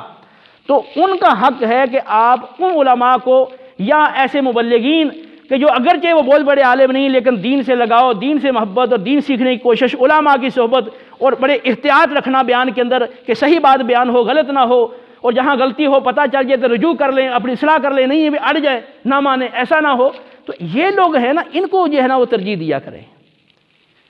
ورنہ یہ ہے کہ آپ سے بھی بروز قیامت پوچھا جائے گا. اور یہ جتنا بگاڑ معاشرے میں پیدا ہوا یہ ہمارے لوگ ہی ذمہ دار ہیں نا، جنہوں نے نہ اہلوں کو پیر بنا دیا اور نہ اہلوں کو مدرس بنا دیا، نہ اہلوں کو یہ عہدے دے دیے، جس کی وجہ سے انہوں نے پھر اپنی ذمہ داری کو پورا نہیں کیا اور اس وجہ سے معاشرے میں بگاڑ پیدا ہوا. تو جس طرح آپ ڈرائیور کی سیٹ پر کسی نااہل کو بٹھائیں گے تو حادثہ ہو جائے گا، بڑا جانی نقصان کا خطرہ ہے، اسی طرح اگر آپ دین کے جو مختلف عہدے ہیں وہ آپ نااہل کو سپرد کریں گے تو اس طرح یہ نقصان ہوگا دین کا. نبی کریم علیہ السلام نے فرمایا، بخاری کی حدیث ہے، فرمایا کہ قرب قیامت میں علم اٹھ جائے گا. اور علم کیسے اٹھے گا؟ فرمایا لوگوں کے سینوں سے اللہ تعالیٰ سلب نہیں کرے گا، لیکن یہ کہ اللہ تعالیٰ علماء کو اٹھا لے گا، اور جب علماء اٹھ جائیں گے مزید علماء پیدا نہیں ہوں گے تو جاہل باقی رہ جائیں گے. لوگ ان کو اپنا سردار بنا لیں گے، وہ بغیر علم کے فتوے دیں گے، خود بھی گمراہ ہوں گے، دوسروں کو بھی گمراہ کریں گے. تو آج آپ دیکھ لیں کہ دو بندے ہیں، بات چھڑ جاتی ہے، جی یہ مسئلہ کیسے ہے، تو وہ ہر ایک جناب اپنی رائے دینا شروع کر دیتا ہے کہ نہیں جی یہ مسئلہ ایسے ہے ایسے ہے، حالانکہ جائز ہے ناجائز ہے حلال ہے حرام ہے یہ ہر ایک کا منصب نہیں ہے. جتنا علم ہے بس اس حد تک آپ رہیں. اگر آپ کو تصدیق ہے پوری کہ یہ مسئلہ ایسے ہے تو اس کو آپ بیان کریں، اور جس کا علم نہیں ہے وہاں پہ آپ بات کیوں کرتے ہیں؟ پھر آپ اہل علم سے رجوع کر لیں اور پوچھ لیں. اور آج تو جناب فون کا دور ہے، آپ یہاں فون کریں فوری آپ کو پتہ چل جائے گا، کوئی نہ کوئی عالم اٹینڈ کر ہی لے گا فون، آپ کو صحیح مسئلہ بتا دے گا. لیکن وہ زحمت گوارا نہیں کرتے اور یہ نا گھنٹوں کالیں ہوتی ہیں، لیکن یہ مسئلہ نہیں آپ پوچھ سکتے کہ کسی سے جو آپ کو نہیں آ رہا وہ مسئلہ پوچھ لیں. خود جھگڑ رہے ہیں، بحث مباحثے کر رہے ہیں اور آپس میں پھر بعض کا لڑنا بھی شروع کر دیتے ہیں، نفرتیں پیدا ہو جاتی ہیں. تو عہدہ جو ہے وہ اہل کو سپرد کیا جائے. ٹھیک ہے، یہ اپنی محافل کے اندر اس کا اہتمام کرنا ضروری ہے. اور چوتھے نمبر پر جو ہے نا محافل کے آداب، اس میں سب سے جو بڑا مین ادب ہے اور جس کی ضرورت ہے مین، وہ یہ ہے کہ اس محفل کے اندر تمام لوگ پوری توجہ کے ساتھ سنیں اور خاموش رہیں، اور اس میں ایسا کوئی کام نہ ہو کہ جو بات کو سمجھنے میں اور بات کے سننے میں وہ خلل ڈالے. لیکن ہمارے محافل کے اندر یہ ہے نا اس طرح کا کلچر بن گیا ہے کہ جو محفل شروع ہوتی ہے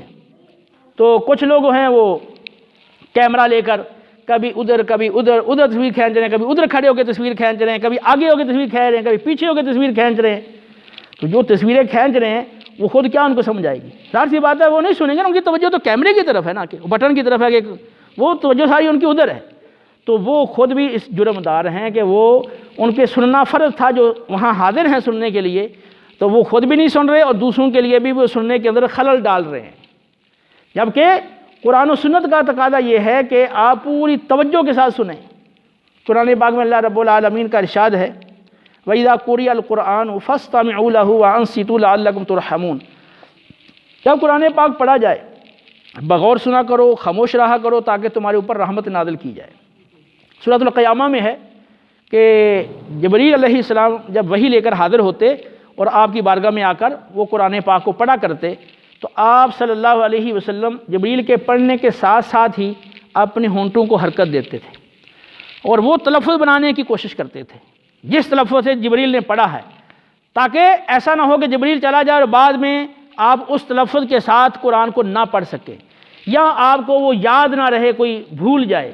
اس لیے آپ کوشش کرتے تھے ساتھ ساتھ، اور اس سے آپ کو بڑی مشقت بھی ہوتی تھی۔ اللہ رب العالمین نے فرمایا اے پیارے حبیب لا تحرک بہ لسانک لتعجل بہ،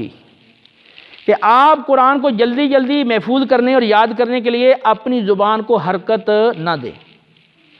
اِنَّ عَلَيْنَا جَمْعَهُ وَقُرْآنَ، جو آپ کو خدشہ ہے نا یا فکر ہے اس کی، آپ اس کو چھوڑ دیں، اس قرآن کو آپ کے سینے میں محفوظ کرنا اور پھر جب آپ پڑھیں تو درست تلفظ سے آپ کی زبان پہ جاری کرنا، یہ ہمارے ذمہ کرم پر ہے، یہ ہم اس کا ذمہ دیتے ہیں۔ فَإِذَا قَرَأْنَاهُ فَاتَّبِعْ قُرْآنَ، جب ہم زبان جبریل قرآن کو پڑھیں تو فَاتَّبِعْ قُرْآنَ، آپ پوری طرح خاموش رہ کر توجہ سے سنیں۔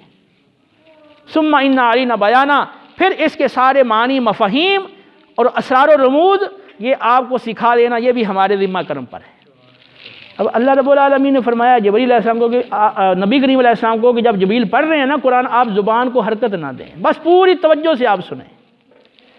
تو جب قرآن پڑھا جا رہا ہے اور پھر قرآن کے تابع احادیث ہیں، جب حدیث سنائی جا رہی ہے تو پوری توجہ سے سننا ضروری ہے۔ تو اب جو لوگ کیمرے سے تصویریں کھینچ رہے ہیں ان کی اپنی توجہ بھی ہٹ جاتی ہے، دوسروں کی توجہ ہٹنے کا سبب بنتے ہیں۔ اسی طرح ہمارے اکثر محافل میں یہ بات بکثرت دیکھنے میں آئی کہ کسی کی ٹون بجنا شروع ہو گئی، اسی وقت جناب فون اٹینڈ کر لیا، جناب وہ بولنا شروع کر دیتے ہیں۔ بعد کا اسٹیج پہ بیٹھے ہوئے لوگ بولنا شروع کر دیتے ہیں، محفل میں ٹونیں بج رہی ہیں، بار بار نمازوں میں بھی ٹونیں بج رہی ہوتی ہیں۔ جب یہ اس کو سننا توجہ سے فرض ہے تو اب یہاں کہاں گنجائش رہ گئی ہے کہ آپ اب موبائل کو کھول لیں، موبائل کو سننا شروع کر دیں؟ ایک تو یہ ہے عمل غلط، دوسرا یہ جو عمل ہے یہ اس بات کی دلیل ہے کہ ان کے ذہنوں میں قرآن و سنت کی کوئی اہمیت نہیں ہے۔ آپ مجھے ایمان سے بتائیں، آپ کبھی چلے جائیں اسکول کے اندر، کیمسٹری کا یا فزکس کا یا میتھ کا پیریڈ لگا ہو، کتنے طلبہ ہیں جو فون اٹینڈ کریں، ان کی بیل بجے کہیں گے ہیلو ہیلو، وہ ٹیچر پڑھا رہا ہے اور وہ اپنا فون سننا شروع کر دیں؟ کتنے ایسے دیکھیں آپ نے؟ آپ جب سیکھ رہے ہیں تو اب آپ کے فون سائلنٹ ہے یا آف ہے، آپ کی پوری توجہ ادھر ہے۔ اب یہ جب دین سکھا رہے ہیں، قرآن و سنت سکھا رہے ہیں، اب جناب آپ کی توجہ فون کی طرف ہے، تو آپ قرآن و سنت کو اہمیت نہیں دے رہے ہیں، آپ کے لیے فون زیادہ اہم ہے۔ تو یہ جب محفل میں اس طرح کا وہ بن جاتا ہے وہ سلسلہ، تو پھر ظاہر سی بات ہے کہ جو بیان کرنے والا ہے اس کا بھی دین بنتا ہے، یہ تو توجہ سے سن نہیں رہے، پھر وہ ظاہر سی بات ہے کہ اس پہ اس کا باقاعدہ اثر پڑے گا۔ یعنی آپ خود دیکھیں کہ آپ جب بات کر رہے ہیں، آپ کی بات کو توجہ سے سنے گا تو آپ دلچسپی سے بات کرو گے، اچھے طریقے سے بات کرو گے۔ جب آپ سنیں یہ تو جان چھڑا رہے، میری بات سن ہی نہیں رہا، تو پھر وہ ظاہر سی بات ہے آپ اس کو اچھی طریقے سے بیان بھی نہیں کر سکو گے، آپ کی ایک طبیعت مزاج ہوتا ہے بندے کا۔ تو اب یہ جو چیزیں ہیں ان کو ختم کرنا یہ ہماری ذمہ داری ہے۔ کوئی بندے کا فون نہ بجے، کسی کی کوئی ایمرجنسی ہے تو پھر وہ اٹھ کے چلا جائے محفل سے، الگ جا کر وہ کر لے، کیونکہ وہ یہاں خود بھی اپنی توجہ اس کی چلی گئی اور پھر دوسروں کی توجہ بٹھنے کا بھی سبب بن رہا ہے۔ نبی کریم علیہ السلام نے ارشاد فرمایا، بخاری مسلم کی حدیث ہے کہ جب وعظ ہو رہا ہو اور خطبہ ہو رہا ہو، آپ نے فرمایا کہ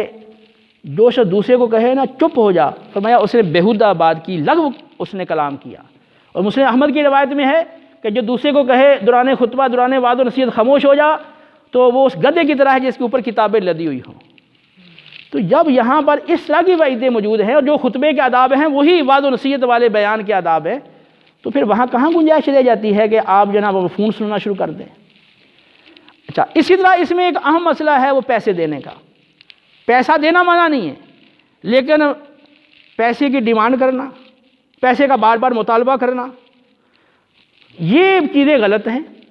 کہ اس میں قرآن پاک میں دیکھیں جتنے انبیاء علیہ السلام کا ذکر آیا ہے نا قرآن میں تبلیغ کا، تو اس میں آخر میں کیا آ رہا ہے؟ ما اسألکم علیہ من اجر ان اجری الا علی رب العالمین، میں تم سے کوئی اجرت نہیں مانگتا، میرا جو اجر ہے نا وہ اللہ رب العالمین کے ذمہ کرم پر ہے۔ اب بعض جو ہیں واعظین وہ باتیں اس طرح کی کریں گے کہ لوگ جو ہے نا وہ پیسے دینے پر مجبور ہو جائیں۔ اچھا، پھر کچھ لوگ کیا کرتے ہیں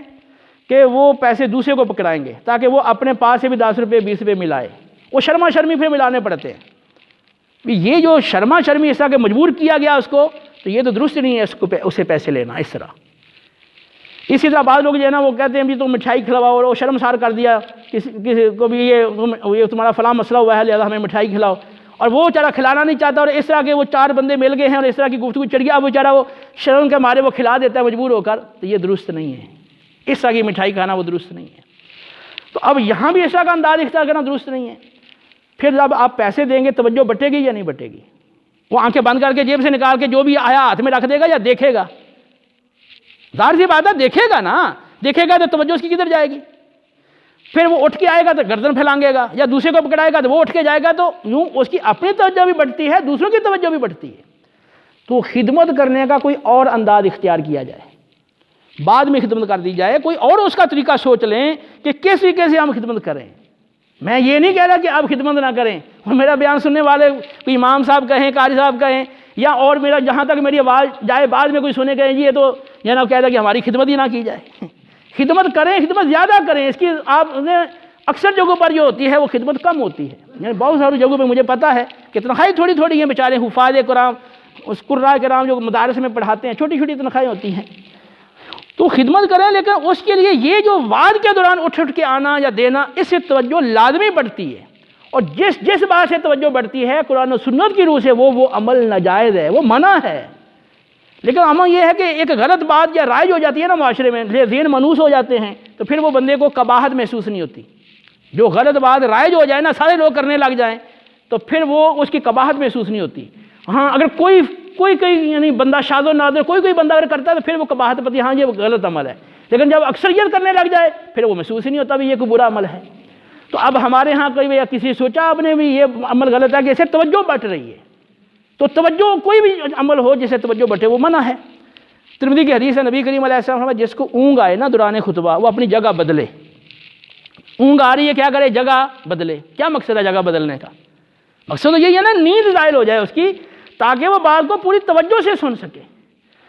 تو جس طرح یہاں نیند کو دور کرنا ضروری ہے، جگہ بدلے، اسی طرح کوئی بھی بات ہو جس سے توجہ بڑھتی ہو اس کو چھوڑنا ضروری ہے۔ تو اس کے لیے ضروری ہے کہ اس کا متبادل جو صحیح راستہ ہے وہ آپ اس کا حل ڈھونڈیں، اور وہ جو حل ہے وہ ہونا چاہیے اس کا متبادل، کہ خدمت کریں اور دل کھول کے کریں، لیکن یہ ہے کہ اس کا انداز ایسا ہو کہ وہ وعظ کے اندر خلل نہ آئے اور لوگوں کی توجہ نہیں بٹنی چاہیے۔ اور دوسرا یہ کہ کسی کو ایسا انداز نہ اختیار کیا جائے کہ وہ دینے پہ مجبور ہو جائے، اپنی خوشی سے جو دیتا ہے وہ دے۔ تو اسی طرح جب گرمی کا موسم ہوتا ہے تو کچھ جو نا وہ جگ پکڑ کے پانی پلا رہے ہوتے ہیں، محفلوں میں پھر رہے ہوتے ہیں، تو اب وہ خود بھی نہیں سنتے اور دوسروں کی توجہ بھی ایسے بٹ رہی ہوتی ہے۔ بعض جو ہے نا وہ عطر چھڑک رہے ہیں، وہ چال پھر رہے ہوتے ہیں۔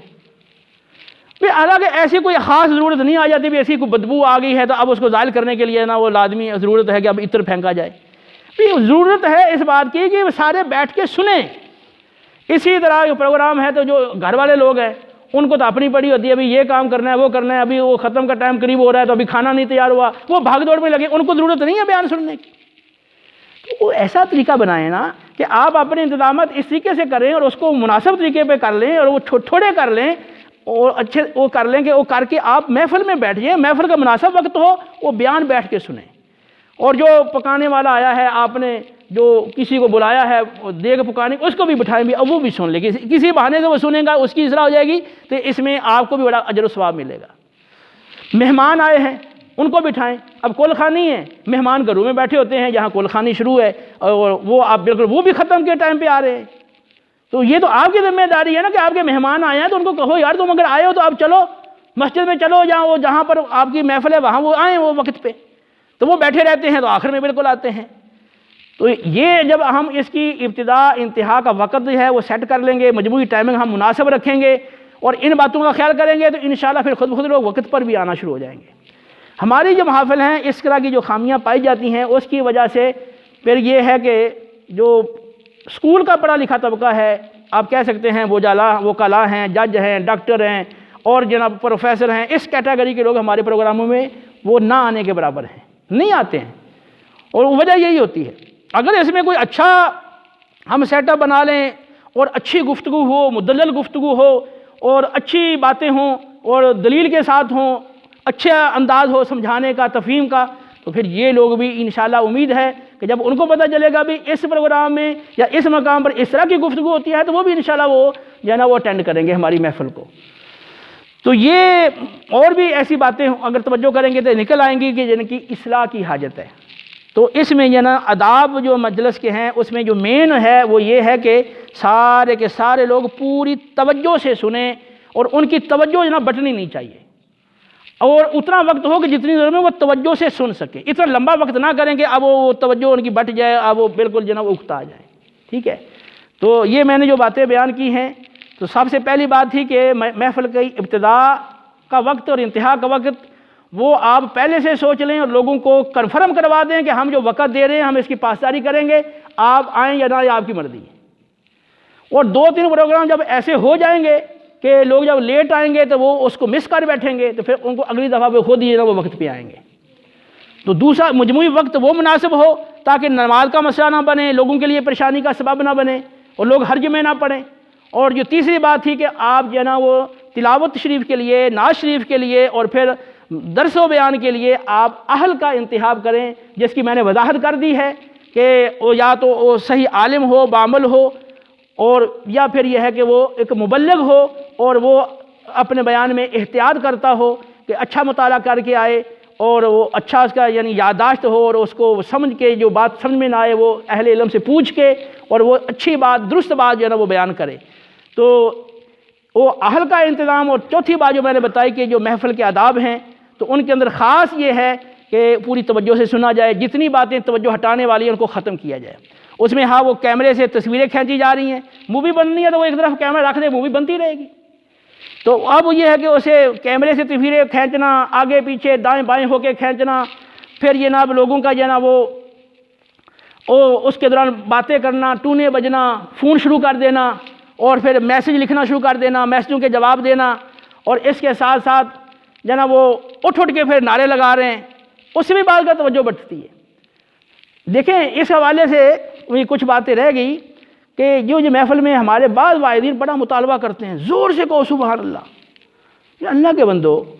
پہلی بات تو یہ ہے کہ نبی کریم علیہ السلام جب وعظ فرماتے تھے تو صحابہ کرام نے کتنی بار سبحان اللہ بلند آواز سے کہا؟ کوئی ایسی روایت ملتی ہے؟ کوئی بھی کسی واعظ نے آپ کو کبھی سنائی ہے؟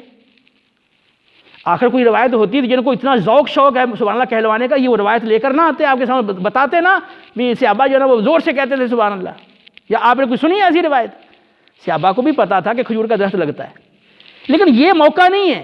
یہ موقع ہے پوری توجہ سے سننے کا، پوری توجہ آپ ادھر لگا دیں۔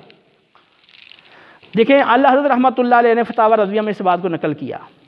اور امام ابو حنیفہ رحمۃ اللہ علیہ کا مذہب اس کو قرار دیا، اور احادیث کا ظاہر فرمایا کہ یہی ہے کہ جب خطیب ممبر پر خطبے کے لیے بیٹھ گیا، ابھی خطبہ نہیں شروع ہوا، تو حدیث کی روح سے وہ فرشتے، بخاری کی روایت کے مطابق وہ فرشتے جو دروازے پہ کھڑے ہوتے ہیں اور نام لکھ رہے ہوتے ہیں لوگوں کے، آنے والے لوگوں کے، وہ کیا کرتے ہیں جب خطیب بیٹھ گیا ہے ممبر پر وہ رجسٹر لپیٹ کے آ کے وہ شریک ہو جاتے ہیں، خطبہ سننے کے لیے حاضر ہو جاتے ہیں۔ تو اللہ فرماتے ہیں کہ امام ابو حنیفہ رحمۃ اللہ علیہ کا جو مسلک اور مذہب ہے اس کے مطابق جب خطیب بیٹھ گیا ہے اب کسی قسم کی بات دینی یا دنیاوی وہ جائز نہیں، اس لیے اللہ فرماتے ہیں کہ جب وہ خطبے کے وقت اذان ہو نا اس کا جواب بھی نہ دیا جائے۔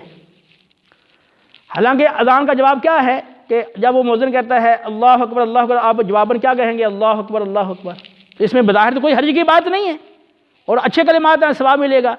لیکن اللہ فرما رہے کہ نہیں، اب یہاں پر جواب نہیں دے سکتے، کوئی دینی دنیاوی کوئی کلام بھی نہیں کر سکتے، اب خطیب بیٹھ گیا ہے۔ تو جب بیٹھ گیا ہے تو اب اس قدر یہ خاموشی ضروری ہے، تو جب وہ خطبہ شروع کر دے گا اب خاموشی کتنی ضروری ہے؟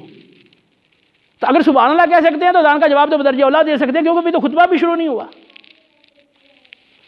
تو اب یہ واللہ علم کہ یہ جو وائدین ہمارے اتنا مطالبہ بار بار عوام سے کرتے ہیں، اگر گنجائش کا پہلو نکلتا بھی ہے تو وہ اس طرح نکلے گا کہ وہ بندہ آہستہ آواز سے مناسب سی آواز میں اپنی خوشی سے وہ چاہتا ہے تو کہہ لے۔ اب یہ تو نہیں کہ بار بار آپ مطالبہ کیے جا رہے ہیں، مطالبہ کیے جا رہے ہیں۔ نبی کریم علیہ السلام نے ہمیں ہر بات سکھائی ہے، اور آپ کے صحابہ نے، پھر اس کے بعد آنے والے ائمہ نے ہمیں ہر طرح کی باتیں سمجھائی ہیں اور اس کے احکامات بتائے ہیں، تو کوئی تو ایسا حوالہ دے دے کہ جہاں ایسا لکھا ہوا ہو۔ پھر یہ ہے کہ جو سبحان اللہ ہے یا تسبیح کا کلمات ہیں، تو یہ ہے عبادت کے لیے، یہ کسی کی داد کے لیے نہیں ہوتے۔ کچھ کہتے ہیں کہ آپ سبحان اللہ کہہ کے داد دیں۔ سبحان اللہ، لا الہ الا اللہ، اللہ اکبر، یہ جو اللہ کی حمد کے کلمات ہیں، عبادت والے کلمات ہیں، ان سے آپ کسی کو داد نہیں دے سکتے، یہ شرعی مسئلہ ہے۔ یہ ہمارے فقہاء نے اس کی تصریح کی ہے۔ الاشباح النظائر یہ فقہ حنفی کی ایک بڑی مستند کتاب ہے، اور اسی طرح فتاوی بزادیہ۔ تو اب ان کتابوں میں تصریح ہے کہ ایک بندہ چوکیدار ہے، وہ چوکیداری کر رہا ہے، تو اب وہ کلمہ شریف پڑھنا شروع کر دے، کوئی ایسے کلمات پڑھنا شروع کر دے تاکہ لوگ جاگتے رہیں۔ تو فرمایا کہ یہ منع ہے، کیونکہ یہ جو کلمہ شریف ہے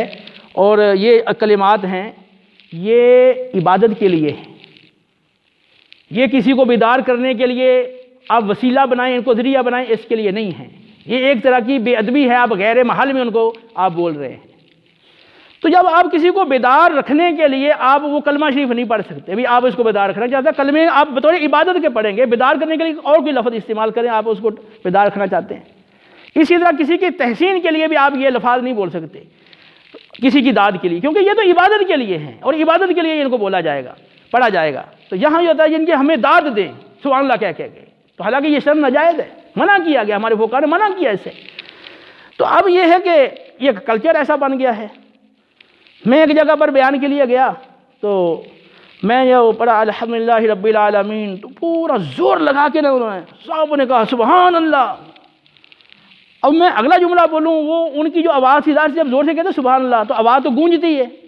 اب وہ کہہ کے خاموش بھی ہو گئے ہیں تو آواز گونج رہی ہے۔ اب میں تو یہاں پہ کچھ دیر خاموش رہوں، اب وقفہ کروں میں کو بات کرنے کے لیے، اب ہر جملے پہ میں اتنا وقفہ کروں تو مشکل ہو جائے گا بیان کرنا۔ اب میں نے کہا بھی ان کو میں سمجھاؤں، کیونکہ میرے سے پہلے جو مولوی یہاں تھے انہوں نے شاید ان کو بہت زیادہ تیز کر دیا ہے،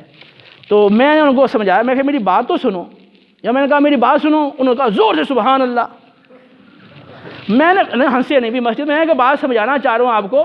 اچھا میں جب بھی کوشش کروں میں یہ میری بات سنیں، کوئی لفظ بولوں نا وہ فوراً کہیں زور سے سبحان اللہ۔ میں کیا اب میں ان کو کیسے سمجھاؤں گا، ابھی یہ تو ان کو سمجھ میں نہیں آئے گا۔ میں پھر کیا میں خاموش ہو گیا، میں بولا چھوڑ دیا۔ جب تھوڑا دھیرے دھیرے چپ رہا نا، اب یہ سارے چپ ہو گئے۔ پھر میں نے اشارہ کر کے کہا بھی میری بات سنو آپ۔ پھر میں نے ان کو سمجھایا، تو پھر میں کہا بھی یہ جو ہے نا جس انداز سے آپ کہہ رہے ہو، آپ کو تو وہی بات ہی کوئی سمجھ میں نہیں آئے گی، اور اس طرح کہنا درست نہیں ہے۔ تو ان کو میں نے سمجھا، میں کوئی کہنا بھی چاہتا ہے تو پھر نارمل سی آواز میں آہستہ سے اپنے وہ کہہ لے۔ اصل میں وہ ہمارے جو وائدین ہیں انہوں نے یہ کلچر بنا دیا ہے کہ ایک درخت لگتا ہے اور پھر نئی بات نہیں کرو گے تو میں اٹھ کے چلا جاؤں گا، میں بیان نہیں کروں گا، اس طرح کی طرح کی باتیں۔ اور ایک جگہ تو مجھے افسوس کا مقام ہے کہ اتنے لوگ یہ جری ہیں، حالانکہ وہ ایک عالم تھے اور معروف عالم ہیں، مجمع بھی علماء کا تھا، اس میں وہ کیا کہا انہوں نے، یہ میرے افسوس کے ساتھ میں کہہ رہا ہوں، کہنے لگے کہ جو رن مرید ہے اس کے علاوہ باقی سب کہیں زور سے سبحان اللہ۔ میں نہیں ایک طرح کے کہ جو سبحان اللہ نہیں کہہ رہا نا اس پر وہ ہٹ کر رہے ہیں، اور افسوس یہ ہے کہ وہ پورا علماء کا مجمع تھا، تو ان میں سے کسی نے نہیں کہا بھی آپ یہ بات درست نہیں کہہ رہے۔ تو اب اس طرح کے اس سے بھی اور بھی زیادہ آگے کی باتیں ہوں گی۔ ایک جگہ میں تھا، ایک وہ جو اسٹیٹ سیکرٹری تھا، وہ کہنے لگا کہ جس کے رگوں میں حلالی خون ہے نا وہ زور سے کہے۔ میں نے کہا اس کا کیا مطلب ہے، جو زور سے نہ کہے تو اس کے رگوں میں حلالی خون نہیں ہے، حرامی خون ہے اس کے رگوں میں، یعنی اتنی بے باکی ہے یار۔ تو نبی کریم علیہ السلام کا طریقہ، صحابہ کا، ائمہ کا ہمارے سامنے ہے، یہ افسوسناک بات ہے۔ تو یہ مطالبہ درست نہیں ہے۔ بار بار میں نے آپ کو بتایا کہ اذان کا جواب نہیں دے سکتے، اللہ حضرت نے اس کو نقل کیا، اور اس کی وجہ سے یہی بتائی کہ اب چونکہ خطیب بیٹھ گیا ہے ممبر پر، تو جہاں وہ خطیب شروع ہو گیا ہے، خطبہ شروع ہو گیا ہے، بات شروع ہو گیا، وہاں کیسا اس کا وہ رہ گیا ہے اس کا کہ آپ زور زور سے بول رہے ہیں، جیسے سننے والوں کے سننے میں خلل پیدا ہو، بات کے سمجھنے میں جو نا وہ چیز مخل ہو۔ اگر گنجائش کا پہلو ہے تو وہ اس قدر ہی ہوگا کہ آپ آہستہ سی آواز میں، مناسب آواز میں آپ کہیں کہ دوسرے کو جو ہے نا وہ پریشانی نہ ہو۔ اب نماز پڑھ رہے ہوتے ہیں، اب آپ نماز سے زور زور سے اگر آپ پڑھنا شروع کر دیں نماز کے اذکار، تو بعد کا ساتھ والے کو پریشانی ہوتی ہے نہیں، یا آپ کے پاس کسی نے بلند آواز سے پڑھا ہو تو آپ کو نماز پڑھتے ہو کبھی پریشانی ہوئی ہے نہیں، تو اس طرح یہاں بھی ہوتا ہے۔ تو ان باتوں کو چینج کرنا یہ ہے بڑا مشکل کام، کہ اب تو آپ کہہ رہے ہیں کہ جی آپ ہو سکتا ہے یہ بھی کہیں گے بڑا اچھا ہوا، بہت اچھا بیان کیا، لیکن جب عمل کا پتہ آ گیا نا پھر پتہ چلے گا آپ کیا کرتے ہیں، کیونکہ ہم رسوم و رواج میں اس طرح جکڑے ہوئے ہیں کہ جب وقت آتا ہے تو کہتے ہیں یار فلاں ناراض ہو جائے گا، فلاں ناراض ہو جائے گا، جیسے میں نے ابھی باتیں کی ہیں نا، اتنے نعت خواہ اکٹھے ہو گئے، اتنے قاری حضرات اکٹھے ہو گئے، آپ کے سب کو ٹائم دیں گے نہیں تو ناراض ہو جائیں گے، تو سب کو ٹائم دینا ہے بے شک، اور دیر ہو جائے، لوگ بیچارے تنگی میں پڑ جائیں، شریعت کے تقاضوں کا بے شک خلاف ہو جائے، لیکن سب کو راضی رکھنا ضروری ہے۔ تو یہ ایسا ہوگا، سب آپ سے راضی نہیں ہوں گے، یا تو پھر اللہ کو، اللہ کے رسول کو راضی کر لیں اور دین کی پاسداری کر لیں، یا لوگوں کو راضی کر لیں،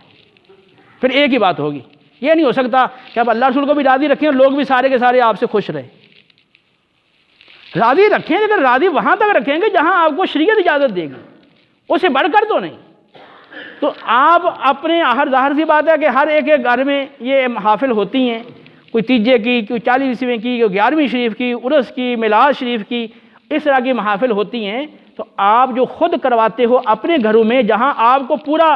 اقتدار اور قدرت حاصل ہے کہ آپ جیسے چاہیں ویسے کر سکتے ہو، کم سے کم وہاں تو آپ ان باتوں کو لاگو کریں نا، کہ شریعت کے تقاضوں کو پورا کریں۔ جہاں ایک عام ہے، جہاں پر وہ آپ کا کوئی زور نہیں ہے یا آپ کی کوئی سنی نہیں جاتی ہے، وہاں نہ صحیح، لیکن جہاں آپ کی چلتی ہے وہاں تو آپ کریں نا۔ تو یہاں کا جو پروگرام ہے وہ بھی آپ کے ہیں، آپ چاہ کچھ بندے لوگ بیٹھ جائیں اور بیٹھنے سے غور کر لیں، سوچ لیں اور شریعت کے تقاضوں کے مطابق اس کو ڈھالیں، اور گھروں میں جو کرواتے ہیں اس کو بھی سنت کے مطابق ڈھالیں، اور پھر جہاں جہاں آپ کی رسائی ہو دوسروں کو بھی باتیں سمجھائیں تاکہ یہ اصلاح ہو اور ہم صحیح سمت پہ چلیں۔